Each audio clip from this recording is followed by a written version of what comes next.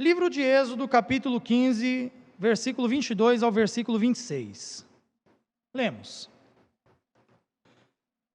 Então fez Moisés partir a Israel do Mar Vermelho e saíram para o deserto de Sur. Caminharam 3 dias no deserto e não acharam água. Afinal, chegaram a Mara. Todavia, não puderam beber as águas de Mara, porque eram amargas. Por isso chamou-se-lhe Mara. E o povo murmurou contra Moisés, dizendo: que havemos de beber? Então Moisés clamou ao Senhor, e o Senhor lhe mostrou uma árvore. Em algumas outras traduções, como a João Ferreira de Almeida, revista e corrigida, diz que o Senhor lhe mostrou um lenho, ou um madeiro verde. Então Moisés clamou ao Senhor, e o Senhor lhe mostrou um lenho, uma árvore, e lançou a Moisés nas águas, e as águas amargas tornaram-se doces. Deu-lhes ali estatutos e uma ordenação, e ali os provou. E disse: se ouvires atento a voz do Senhor teu Deus, e fizeres o que é reto diante dos seus olhos, e deres ouvido aos seus mandamentos, e guardares todos os seus estatutos, nenhuma enfermidade virá sobre ti, das que enviei sobre o Egito, porque eu sou o Senhor que te sara. Amém? Antes de mais nada, para nós introduzirmos aqui nessa mensagem, eu quero dizer que essa palavra, ela é direcionada a 3 categorias de pessoas. Primeiro, essa palavra é direcionada a você, crente, meu irmão em Cristo, você que já foi alcançado pela graça de Deus e se encontra em provação, se encontra em momentos de aflições, de desespero, de tribulações, de tormentas, de dificuldades na sua caminhada. Mas esta palavra também é para você que talvez me assiste, que talvez nos assiste nessa noite, e está distante dos caminhos do Senhor, está afastado da presença de Deus. Você já conheceu a graça de Deus, você já foi alcançado pela graça de Deus, mas hoje, agora, você se encontra distante da presença de Deus. Essa palavra também é para você, e essa palavra também é para você que nunca conheceu a Cristo, você que ainda não entregou a sua vida para Cristo, você que ainda não é cristão, você que ainda não teve um encontro com Deus e não sabe, infelizmente ainda, o que é a verdadeira felicidade. Não, porque nós, o povo de Deus, somos felizes. Isso é porque a nossa vida é perfeita? Talvez porque nós não enfrentemos amarguras, dificuldades, momentos de dificuldade? Jamais. Acho que nós somos ainda bem mais apertados e amassados do que quem não conhece a Cristo, né? Nós somos provados, como é que é, presbítero Claudemir? Como ouro no fogo? Como o ourives trata, passando o ouro mais de 7 vezes no fogo, né? A cada vez que o ouro é passado no fogo, é numa temperatura maior, né? Assim também somos nós, servos de Deus. Mas nós somos felizes não porque a nossa vida é perfeita e livre, nós somos ausentes de todo tipo de dificuldade, muito pelo contrário, a nossa vida não é só doçura, a nossa vida também tem amarguras, a nossa vida também tem tormentas, tem momentos de aperto, mas nós somos felizes porque nós temos Cristo, Ele é a razão da nossa existência, por conseguinte, Ele é o motivo da nossa felicidade. Nós temos Cristo, sim, nós temos Cristo, aquele através de quem tudo foi feito, como disse o apóstolo João, aquele para quem tudo foi feito, aquele cuja não existência implicaria na não existência de tudo, ou como diriam os filósofos estoicos, na existência de um grande nada. Pois bem, nós temos Cristo, e tudo na nossa vida, quando nós conhecemos a Cristo, e quando nós passamos a caminhar com Cristo, nós passamos também a entender que tudo na nossa vida faz parte de um propósito maior. Nem tudo está ao alcance da nossa vista, nem tudo está dentro do nosso campo de visão imediato. Nós temos que aprender isso a cada dia e exercitar esse aprendizado, confiar no Senhor, entregar tudo a Ele e deixar Ele conduzir a nossa nau. Muitas coisas nós queremos ver e entender agora, porque o ser humano é de um todo imediatista, nós somos imediatistas, nós somos impacientes, a nossa natureza transpira impaciência, mas nós devemos aprender e exercitar esse aprendizado a cada dia, é confiar no Senhor, e é uma confiança que, humanamente falando, ela é como uma confiança às cegas.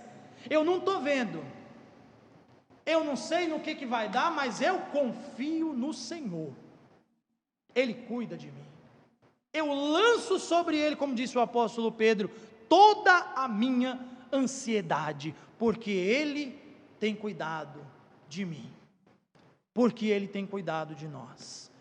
Você que nos ouve nesse momento, pode dizer um amém, dentro aí do teu coração, aí no teu íntimo mesmo, não precisa ser em voz audível não, mas você pode receber essa palavra e dizer um amém, em espírito, em comunhão. Meus irmãos, nós estamos no meio de uma pandemia, nós estamos num momento de tremenda amargura para muitos, quiçá para toda a humanidade. Por que não falar assim? Sim, nós estamos no meio de uma pandemia, onde a humanidade inteira experimenta do amargor de um vírus, de uma doença devastadora que tem destruído tudo, praticamente, tem rebaixado tudo a quase nada, tem prejudicado a vida de praticamente todo mundo, essas restrições,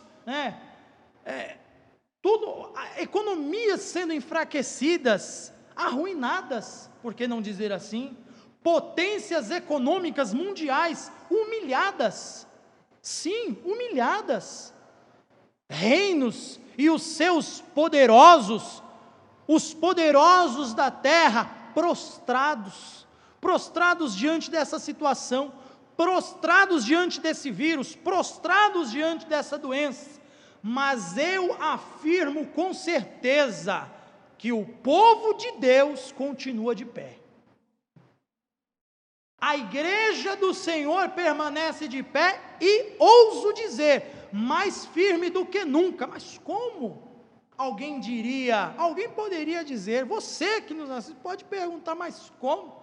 Igreja fechada, não pode se aglomerar, restrição, tem que dar nome, as igrejas tudo fechando, menos gente, as igrejas tendo que se adaptar ao novo normal, transmitindo, tudo online agora, evitando o contato físico, evitando a comunhão presencial, até para a celebração da ceia do Senhor, é uma luta travada, é todo aquele cuidado, é todo aqueles procedimentos cautelosos, mas sim, irmãos, a igreja do Senhor está mais firme do que nunca, porque não é essa pandemia que vai colocar essa igreja prostrada, não é uma pandemia, não é essa pandemia, porque ao longo da história da humanidade, a humanidade já passou por situações semelhantes, outras pandemias, outros momentos de guerra, outras situações tão ou maior devastadoras,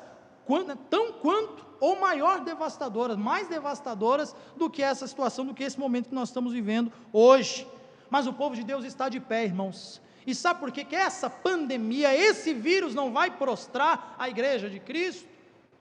Porque o próprio Senhor, fundador, pedra-chave, coluna firme dessa igreja e sustentador dessa igreja, nos deixou uma promessa há 2000 anos atrás. Ele disse que nem as portas do inferno prevaleceriam contra essa igreja. O Império Romano, desde a era apostólica, com toda a perseguição dos grandes e terríveis imperadores, não conseguiu acabar com a igreja. Os mouros, na Idade Média, não conseguiram expurgar o cristianismo da Europa, que era o centro do mundo então, o centro, né, do cristianismo, por conseguinte. O expansionismo de Napoleão ousou dizer: nós vamos descristianizar a Europa e vamos criar uma nova religião fundada nos ideais da Revolução Francesa. Ele não conseguiu, Hitler não conseguiu, Stalin e o comunismo não conseguiram. Essa pandemia não vai deixar essa igreja prostrada. Muito pelo contrário, irmãos, situações difíceis somente servem para fortalecer o povo de Deus. Situações devastadoras, amarguras, momentos difíceis servem para fortalecer, para lapidar essas pedras brutas que somos nós. E nós louvamos a Deus por isso. Nós tivemos perdas, eu não diria perdas, nós tivemos algumas separações temporárias. E quanto aos bens materiais, eu faço minhas as palavras de Paulo: quando eu ganhei a Cristo, todo o resto para mim já se transformou em perda. Então, glória a Deus, tudo para mim é perda. Paulo foi mais profundo lá no capítulo 3 de Filipenses. Ele disse que tudo para ele era como o que, presbítero Claudemir? Refúgio, esterco, sobejo, tudo é vão. Quando eu conheci a Cristo e quando eu ganhei a Cristo, todo o resto para mim se transformou em perda. Nada vale mais que Cristo, né? A nada dá mais valor que a Cristo. Então, nesse momento, amados, nos debruçando em cima desse texto que nós lemos, vamos mais profundo aqui agora. Vamos relembrar um pouquinho o que praticamente todos nós já conhecemos, que é a história da libertação do povo de Deus que estava cativo no Egito, que estava sendo oprimido no Egito. O povo já estava sob o domínio, sob o domínio de Faraó, preso no Egito há centenas de anos, sofrendo, sendo humilhado, sendo envergonhado, tendo ali a sua fé e a sua convicção, vamos dizer assim, a sua convicção religiosa, aquele momento, zombada pelos seus algozes egípcios. O povo estava numa situação de escravidão, irmãos, e escravidão ao pé da letra mesmo, sofrendo. Mas Deus, quando Deus apareceu para Moisés e disse: eu tenho ouvido o clamor do meu povo. E quando Deus levantou Moisés, nós conhecemos, nós não vamos nos ater lá atrás, nós já vamos chegar aqui, no texto onde nós lemos, aqui em Êxodo 15. Nós vimos como Deus, com a sua mão forte, tirou, arrancou, libertou com poder o seu povo do Egito. Como Deus agiu de uma forma sobrenatural, abrindo, partindo, rachando o Mar Vermelho ao meio, fazendo o seu povo atravessar em seco. E quando o exército de Faraó vem atrás, Deus destrói poderosamente o exército de Faraó, fechando o mar em cima de todos eles, porque ele mesmo já tinha dito: eu levantei Faraó, eu endureci o coração de Faraó para isso, para que o meu nome seja glorificado. Talvez, venha até aquela pergunta, aquela duvidazinha, aquela indagaçãozinha humana, Mas é justo? Como pode? É justo, irmãos, e pode sim, e Deus continua sendo bom, e Deus continua sendo perfeito. Paulo disse lá em Romanos 9, a injustiça da parte de Deus, quando Deus disse que endureceu o coração de Faraó, quando Deus disse que Ele mesmo não permitiu que Faraó abrisse o coração e se arrependesse, Não, o próprio Deus, para a glória dele, para mostrar o seu poder, e para mostrar que é ele, e não depende de nós, que ele é o protagonista da história, e por conseguinte, da nossa salvação, nós não compreendemos. Olha o que nós falamos aqui, nem tudo está ao nosso campo de visão, nem tudo é patente a nós, mas tudo é patente a Deus. Como é? Às cegas, confiar. Deixa Deus agir, deixa Deus trabalhar. Segue o jogo e vamos confiando, e vamos confiando. Ao passarem o mar vermelho, ao atravessarem o mar, Moisés cantou, né? O início do capítulo 15 de Êxodo, se os irmãos, né, mantiverem as suas Bíblias abertas, e você também que nos acompanha, né, se você perceber, o capítulo 15 do livro de Êxodo já começa com o cântico de Moisés. Então, o início do capítulo 15, ele é dedicado praticamente todo só ao cântico de Moisés. Como Moisés estava contente, como o povo de Deus estava contente. Que milagre, que coisa maravilhosa, que ação sobrenatural de Deus ali naquele lugar que aquele povo viu. Como Deus agiu sobrenaturalmente para libertar o seu povo, para mostrar que Ele estava com o seu povo ali, né?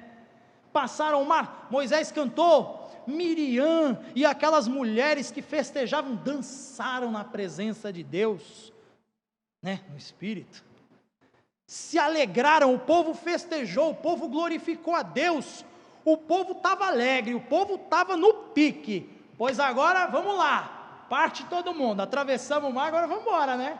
Vamos embora que Canaã é logo ali, tem um hino que diz, né? Canaã é logo ali, vamos lá. Agora que começou o espinho, aqui onde nós chegamos aí, no texto que nós lemos, após a partida, depois da travessia do mar, a Bíblia diz que eles andaram 3 dias pelo deserto de Sur, e nesses 3 dias, eles não encontraram água, eles não encontraram um lugar seguro, um lugar para eles pousarem, se reabastecerem. Os jarros d'água que eles trouxeram do Egito já estavam acabando, ou melhor, já tinham acabado ao final do 3º dia, porque o povo já estava morrendo de sede. E então eles chegaram a um vilarejo chamado Mara, e o próprio nome Mara, no hebraico, já significa amargura, amargo, coisa amarga, lugar amargo, pessoa amarga. O nome Mara, ele remete a esse sentido de algo amargo, amargura, amargo, no sentido mesmo, não só numa questão de sentimento, numa questão assim talvez espiritual, mas num sentido literal mesmo, amargo no paladar, como fel. Tanto que essa expressão Mara, ela também foi usada por Noemi, lá no livro de Ruth, no capítulo 1 do livro de Ruth, quando Noemi voltou de Moabe com Ruth, se lamentando, depois de ter perdido seu marido, depois de ter perdido seus filhos, voltou para sua terra, para Belém. Quando ela chega em Belém com a sua nora Ruth, o povo fala, olha, não é aquela Noemi, esposa de Elimeleque, que foram peregrinar nos campos de Moabe, por conta da fome. Noemi disse, não me chamem mais de Noemi, mas me chamem de Mara. Se os irmãos virem no livro de Ruth, capítulo 1, versículo 20, está desta forma, ela diz, não me chamem de Noemi, mas me chamem de Mara, porque grande amargura me tem dado o Todo-Poderoso. Eita! Mas lá na frente ela também cantou o hino da vitória. Então aqui, irmãos, no versículo 23, após nós vermos essa narrativa de milagre, de sobrenatural de Deus, de como Deus agiu, libertando o seu povo, abertura do mar, festa do povo, Moisés cantando, Miriam dançando, agora nós vemos 3 dias de caminhada sem água, e quando eles enfim chegam a esse vilarejo chamado Mara, e eles encontram uma fonte de água nesse vilarejo, eles encontram uma frustração, uma falsa esperança, eles se deparam com o amargo. As águas eram amargas. As águas, tinha água de sobra. A Bíblia não é tão precisa ao descrever se tinham mais de uma fonte, se era um riacho, se tinha água correndo, se era um rio, mas aqui nós entendemos que tinham águas, então era muita água, tinha água suficiente, se desse, para saciar a sede de todo mundo e pronto, mas as águas eram amargas, não dava para beber. Então, opa, milagre, mar aberto, travessia, libertação, 3 dias de prova, opa, chegamos na fonte, mas a fonte é amarga, não dá para beber. Então é só quebrar na cara, parece, né? Às vezes tem momentos assim, não é, irmãos? A gente contempla o agir de Deus, a gente contempla uma providência de Deus, no outro dia é prova. Aí vem Deus, as coisas parecem que estão dando certo, as coisas parecem que estão se ajeitando, está no caminho, o trem está na linha. Vem a prova de novo, vem, Deus começa a amassar o barro de novo, e a gente começa a ser apertado, e as coisas começam a ficar difíceis. Meu Deus, o que é isso? É num dia bênção, no outro dia prova, é num dia bênção, no outro dia prova. A caminhada do crente é assim, e glória a Deus por isso, né? Aí vem o que? A dúvida, a murmuração, a vontade de reclamar, o desespero. Achamos água, estamos todo mundo com sede, agora a água é amarga, e agora? Vamos para quem? Para Moisés. Foi ele? Foi Deus que levantou ele? Tirou a gente?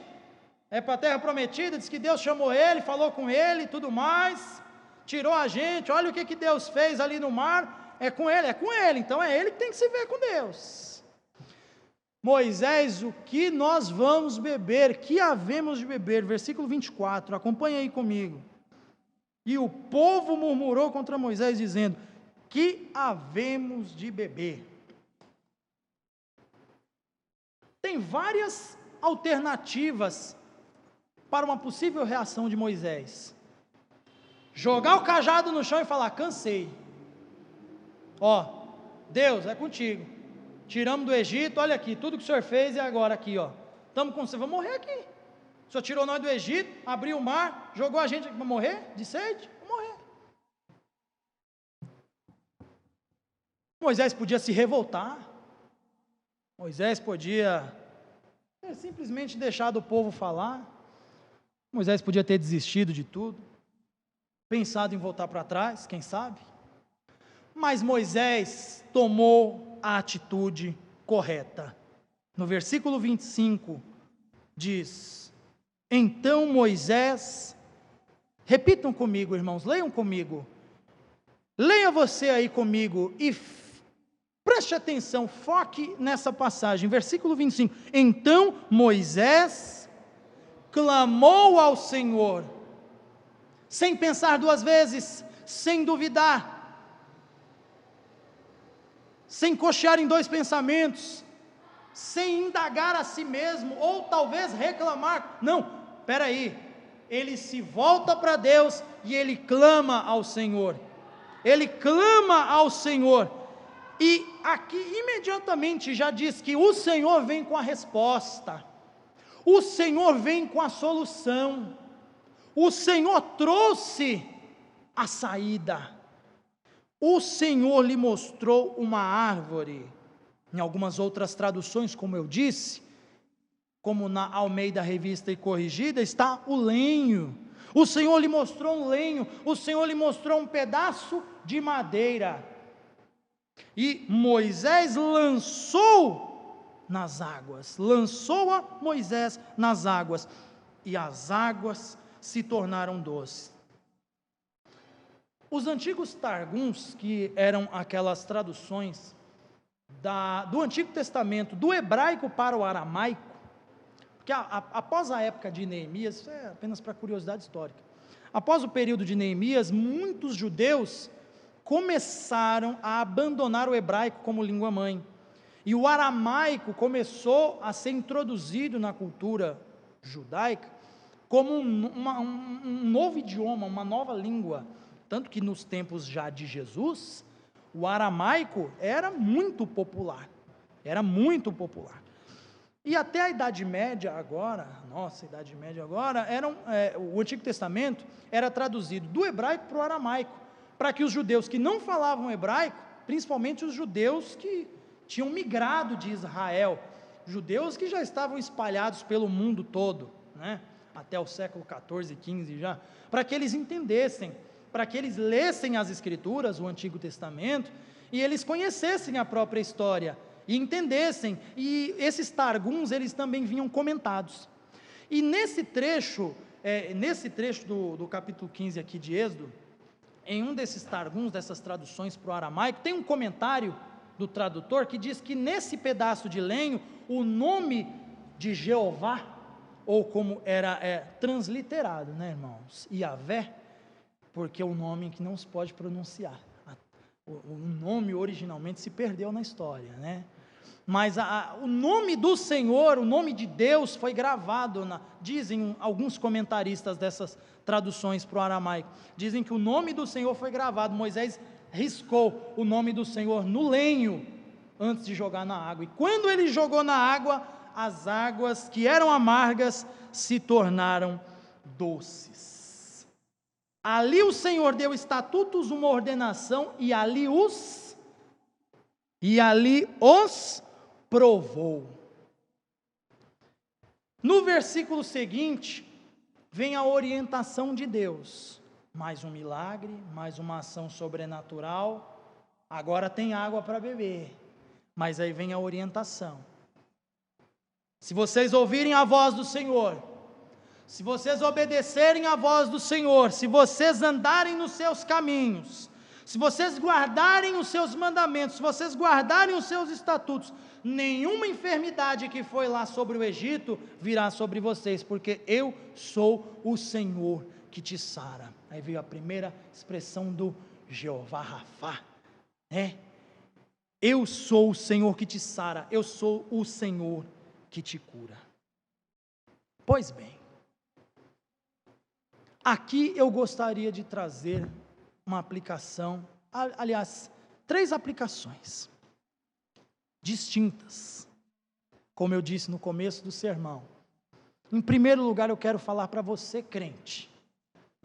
Em primeiro lugar, eu me dirijo a você, meu irmão em Cristo, você que já conheceu a graça de Deus, você que está firme na graça de Deus, com a sua casa edificada sobre a rocha que é Cristo, e que está sendo provado, você que enfrenta dificuldades, você que enfrenta amarguras na sua caminhada, como tudo eu já falei aqui anteriormente, nós entendemos, ao conhecer Jesus, nós entendemos, ao entregar a nossa vida ao Senhor, e ao começarmos a caminhar com o Senhor, nós entendemos que tudo na nossa vida passa a ter um propósito maior, e essas pequenas coisas que muitas vezes nós não entendemos, essas agruras da vida que não estão ao nosso campo de visão, mas que lá na frente nós compreenderemos plenamente, essas pequenas coisas, elas fazem parte de um propósito maior,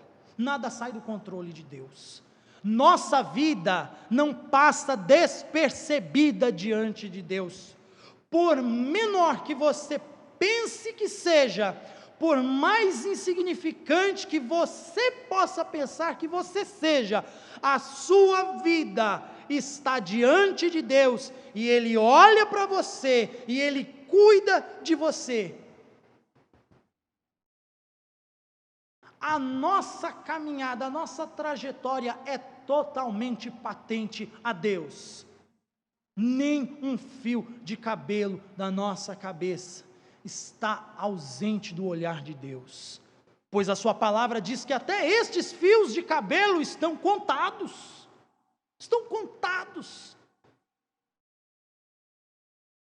enaltecendo ao Senhor, o salmista diz, quem é esse que ajunta, como quem ajunta com a palma da própria mão a areia do mar, e se quisesse contaria grão por grão de areia. Pois o que é a nossa vida, irmãos? Nós estamos sim debaixo do cuidado de Deus. Você pode crer nisso? Você pode receber essa palavra? Mesmo quando a aprovação vem depois de uma grande bênção, mesmo quando a frustração vem depois de uma grande bênção, já na caminhada, uma decepção familiar, uma decepção ministerial, problema no trabalho, problema com estudos, problema financeiro, é tudo isso na vida do crente. O crente é coroado de prova. Lá em Atos 14,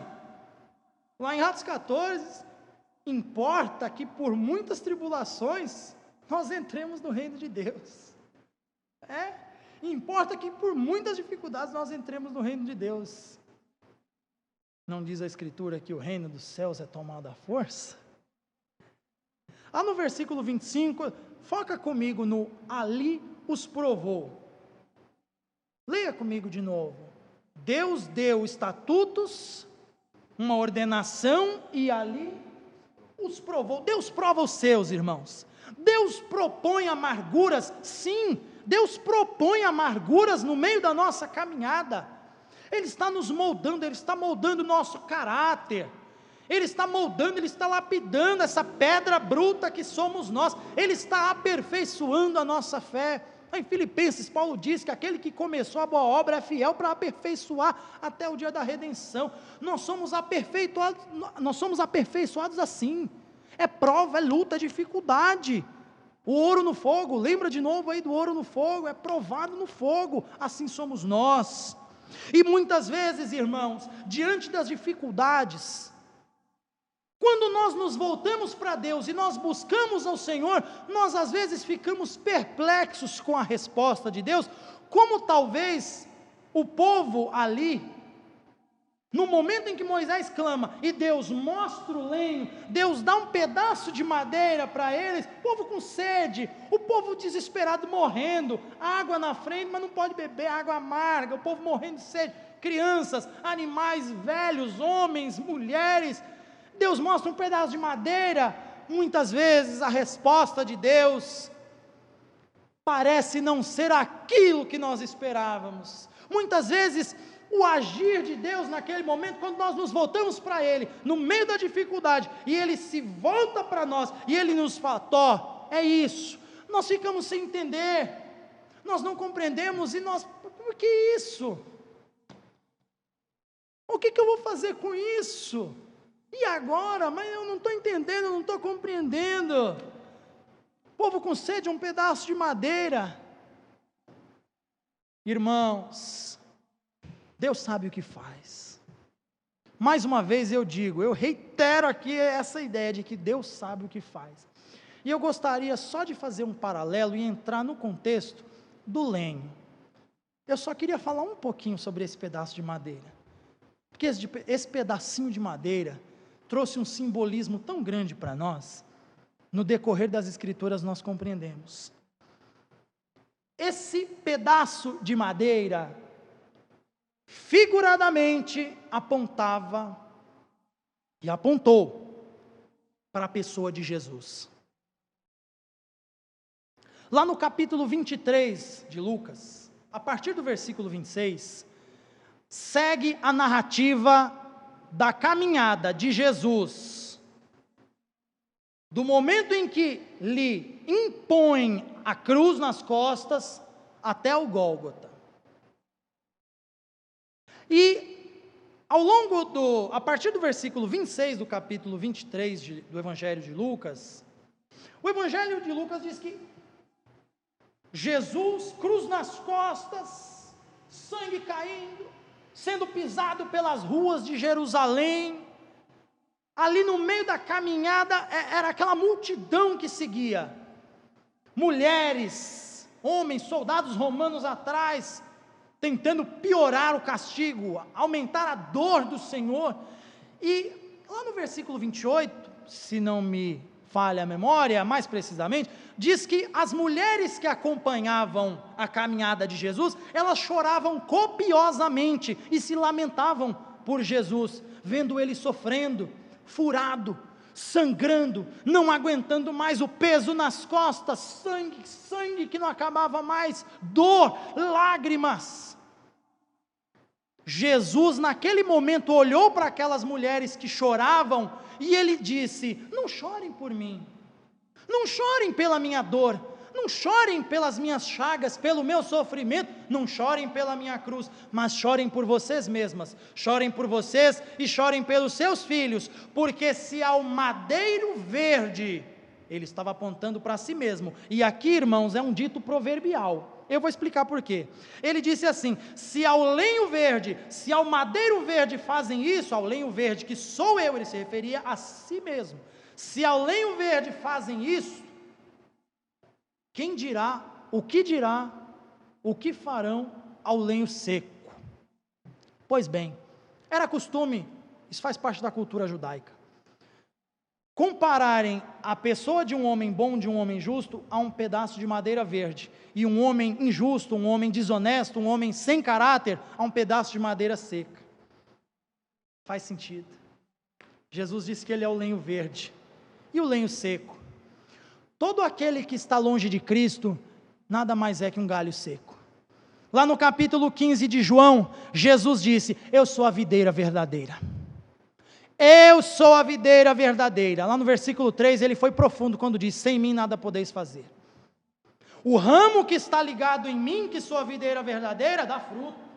Mas o ramo que não está ligado a mim, seca, murcha e será queimado.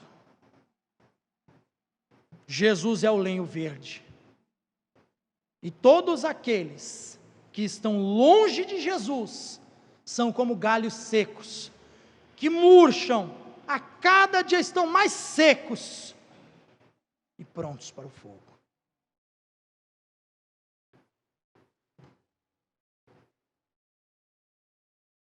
Por que nós reconhecemos isso?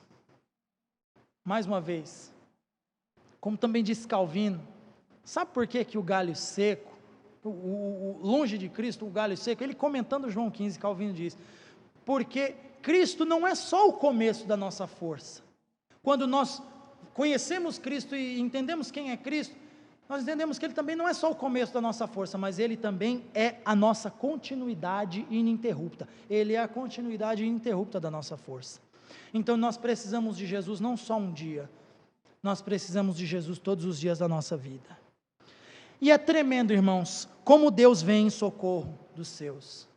É tremendo como Deus provê. É tremendo como Deus age sobrenaturalmente e faz na nossa vida.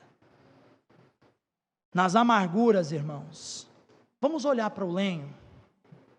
Deus já nos mostrou esse lenho. Deus já nos entregou esse lenho. Deus já deu esse lenho para adoçar a amargura da nossa vida de pecado, de destruição, de ausência de comunhão com Ele, e esse lenho é Cristo. Ele nos deu Cristo, e nós que cremos nele não pereceremos. Ele nos deu o lenho que adoça a amargura da nossa vida errante.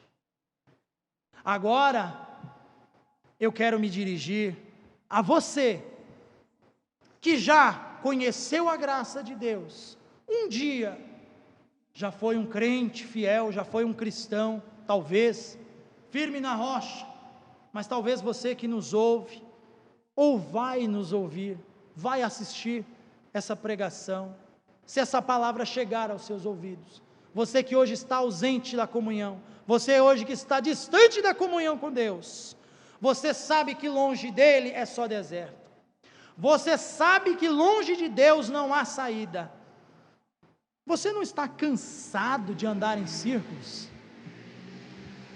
Como o povo ali pelo deserto de Sur, 3 dias sem água, irmãos, 3 dias com sede, com fome, sem provisões, vendo tudo acabar, que desespero, não, que desespero. Você sabe que não há outra solução para os seus dilemas, para os seus problemas, você sabe que não há outra alternativa, não há outro recurso. Hoje Deus também te mostra o lenho novamente, hoje Deus te aponta o lenho, e Ele fala para você que Ele pode, só Ele pode, e você sabe que só Ele pode adoçar o amargo da tua vida. Talvez hoje não é o dia em que o Senhor fala ao teu coração, para que você volte ao regaço do Senhor, volte para os cuidados do pastor, volte, abrace o lenho, Pegue o lenho, tome esse lenho, jogue esse lenho nas tuas águas, nas águas da tua vida. E agora eu também me dirijo a você, que talvez nunca conheceu a Cristo, você que talvez nunca tenha entregado a sua vida ao Senhor, você que ainda não sabe, repito, não sabe o que é a verdadeira felicidade. Você já se cansou de viver só de ilusão? Só de falsidade? Momentos de alegria passageiros, temporários? Sim, passageiros. Porque você não sabe o que é ser feliz de verdade. Felicidade está só em Jesus. Você quer mesmo se conformar só com o resto? Só com esses lapsos temporais de alegria, com essas nesgas de felicidade que não são felicidade verdadeira? Você quer mesmo se conformar com isso?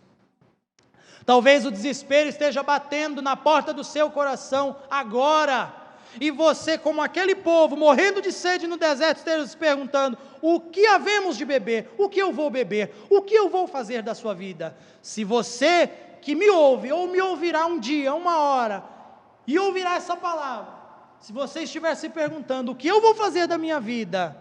Eu digo para você, Jesus, quando diante daquela mulher, lá em João 4, Jesus se apresenta a ela como aquele que é o doador da água viva. Ele diz: se você conhecesse quem é esse aqui, que chegou diante de você no poço para te pedir água, você é quem lhe pediria água, e ele te daria. Jesus quer te dar água, água viva, água que você vai beber e nunca mais será sede. Aqui tem água para saciar a tua sede. Ele disse, a água aqui, ó, vai brotar fonte que jorra daqui para a vida eterna. Quem beber dessa água nunca mais terá sede. Você experimenta os prazeres do mundo,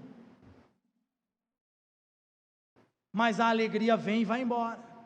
Em Cristo, a felicidade torna-se um estado de espírito para você. Aqui tem pão vivo que desceu do céu para alimentar, para saciar a fome da tua alma.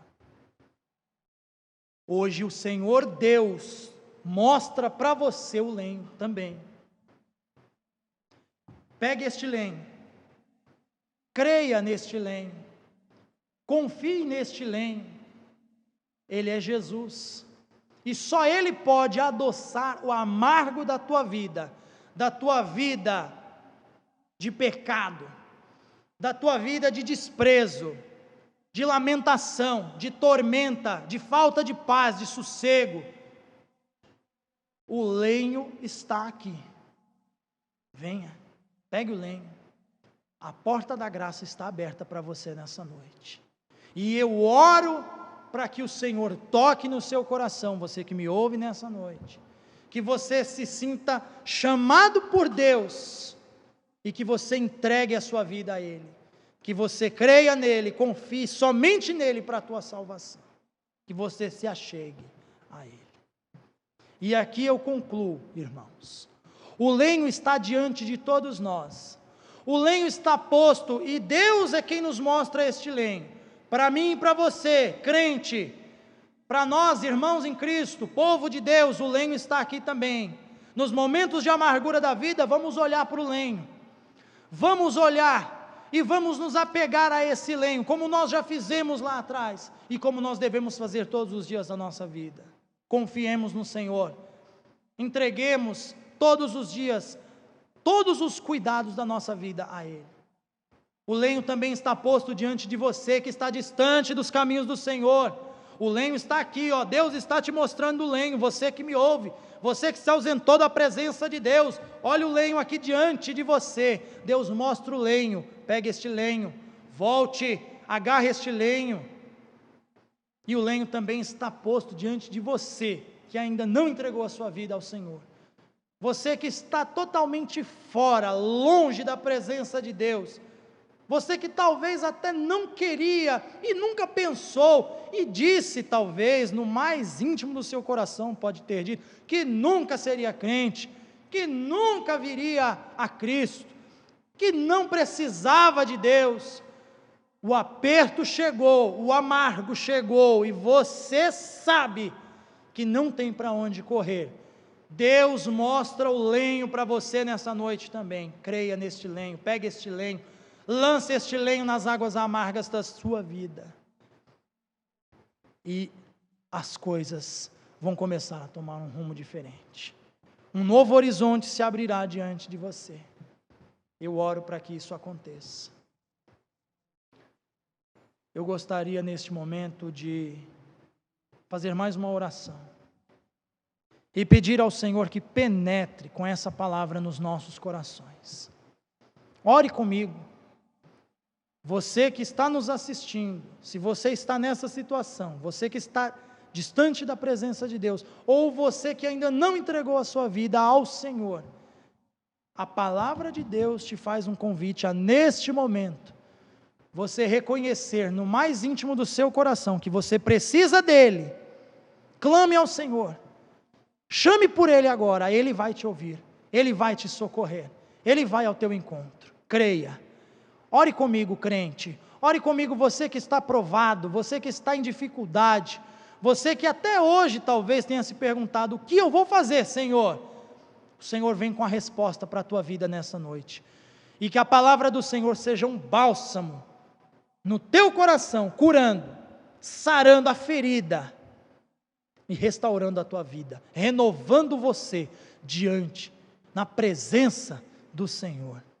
Oremos. Ó Deus, que a tua palavra nesta noite, Senhor, ela inunde a nossa vida, que a tua palavra, Senhor, ela atinja todas as áreas da nossa vida, e que todos os que ouviram esta palavra, Senhor, seja aqui presencialmente, seja na sua casa, no trabalho, na rua, onde estiver, que ele seja tocado por ti, Senhor, que ele seja alcançado pela tua mão misericordiosa, e que ele se sinta chamado a confiar, uma vez mais, em ti, Senhor.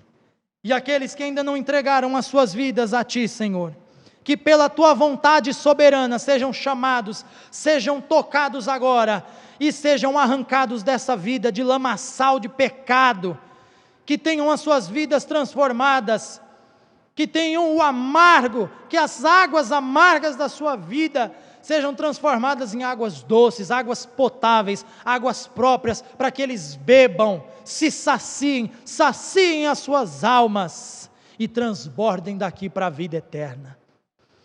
Ajuda, Senhor, o teu servo, a tua serva que está em momento de dificuldade, de provação, fortalece ele agora, Senhor, fortalece ela agora. Vai ao encontro do teu povo, Senhor, onde estiverem ouvindo esta palavra, onde estiverem orando comigo agora, Senhor, que eles sejam fortalecidos por ti, que eles sejam levantados na tua presença neste momento, Senhor, em nome de Jesus, que a tua palavra seja eficaz, como ela é, de fato, e nesta noite, ela traga o resultado, aquilo que lhe apraz, aquilo que é a tua vontade, Senhor, na vida de cada um de nós. Eu oro com o meu coração contrito e ao mesmo tempo agradecido, no nome de Jesus, amém, amém.